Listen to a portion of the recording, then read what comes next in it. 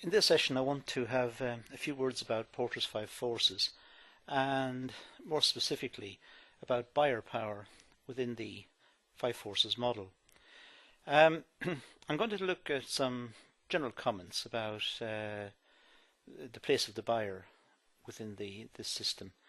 Some very general comments, not very sophisticated, but give some background nonetheless. So let's start by looking at the bargaining power of customers.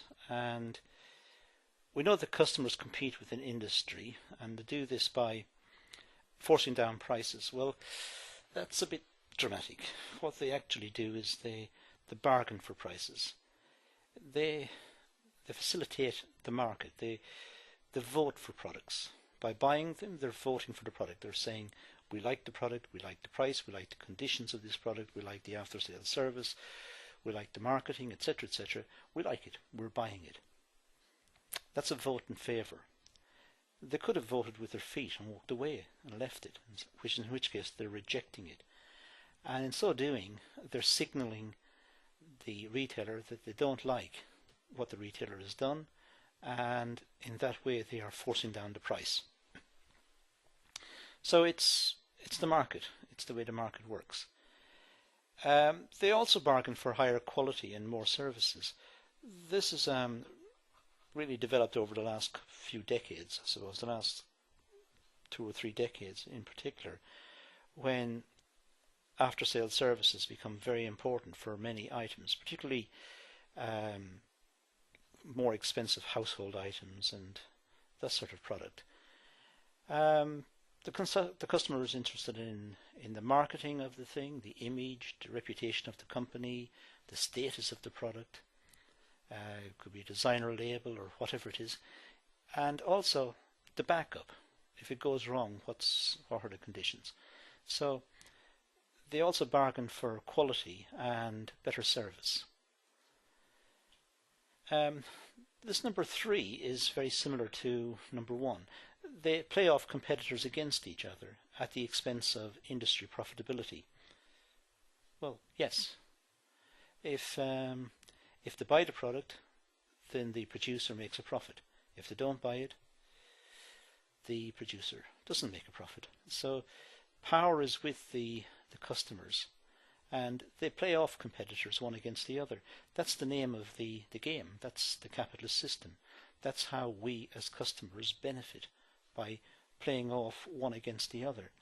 They are competing for our limited resources, for our limited incomes, and they must satisfy our demands. So customer bargaining power is likely to be high under various conditions. For example, if the customers buy in large volume, clearly they will have more clout in the market. They'll have more power in the market. So if buyer concentration is high, the buyers will get better deals, more discounts and better terms and better conditions, because they are stronger. If they come together, they can use their strength as leverage for bargaining purposes. If they're just individuals placing small orders, then they are weak and they can't extract perhaps the best deal. Now, what are the bargaining power of customers? Well, they're various. For example, the supplying industry, if it's composed of a large number of small operators, then the small operators will be competing amongst themselves, competing aggressively perhaps on the basis of price or image or quality or backup or whatever it is. So customer power will be strong when the suppliers are weak. If the buyer has a choice between which supplier to choose, then the suppliers are weakened by the buyer choice. If the product is undifferentiated, if all the products are the same, and if they can be replaced by substitutes, then the consumers are in a fairly strong position. If there's nothing special about the product, if all the products are identical, if they're all undifferentiated, what would make the customer want to buy one particular one? So the sellers have a problem. For example, petrol. For example, unleaded petrol. Unleaded petrol is all the same, essentially. It has to be for technical reasons. It goes into different types of cars. So it must be roughly the same, I guess. That means that if one seller puts its price up by a lot, that seller will sell virtually nothing. Customers will move to a different one. Why should they buy it from that person? But if all of the petrol retailers put the price up by some large amount, then customers will start to look for alternatives to having cars. They might go by train or by bus, or they might buy bicycles. They'll find some alternative. Staple products. Petrol's a staple product. Staple products, petrol, food, bread, for example, water, salt.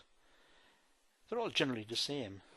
And so the deciding factor on which product to be bought will be down to the price. So the price is important for that type of product. Customers might be able to produce the products themselves. If the customer doesn't think they're getting value, then they might think, well, produce it ourselves. For example, the customers might grow vegetables. If they find that the price of vegetables in the shops are very expensive, they get an allotment, or they cultivate the back garden, or a window box, or to do something. They start growing vegetables. Because vegetables are easy to grow, so why pay a large sum of money in the shop if they can be grown cheaply at home? If customers know the production cost and if they know the price of the product, they might start producing it themselves. For example, if you know that the price of a CD, let's say a music CD, is whatever, £10, £13, £15, whatever it is. However, you know that the cost of a CD in the shop nowadays is very cheap, 50p, 30p, whatever. So there is an incentive there to copy. Of course, it's illegal and it's immoral. But on economic grounds, there is an incentive, and that's why it happens. If that incentive was not there, copying would not happen. It's actually misplaced, because the people who copy are not being fair, because they're copying the physical entity, they're copying the CD, where of course the real value is not the CD, it's not the physical thing, it's the service that's on the CD, it's the music and all the time and effort it took to make the music or to make the video. That's the service, and that of course is much more expensive. That's why it cost a bit more than 50p.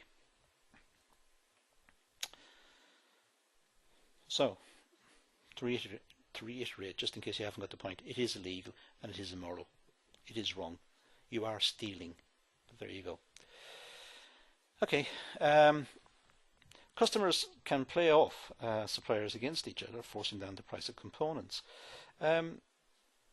Sometimes products come in parts. If you're good at car mechanics, perhaps you're able to buy the components cheap and maintain the car.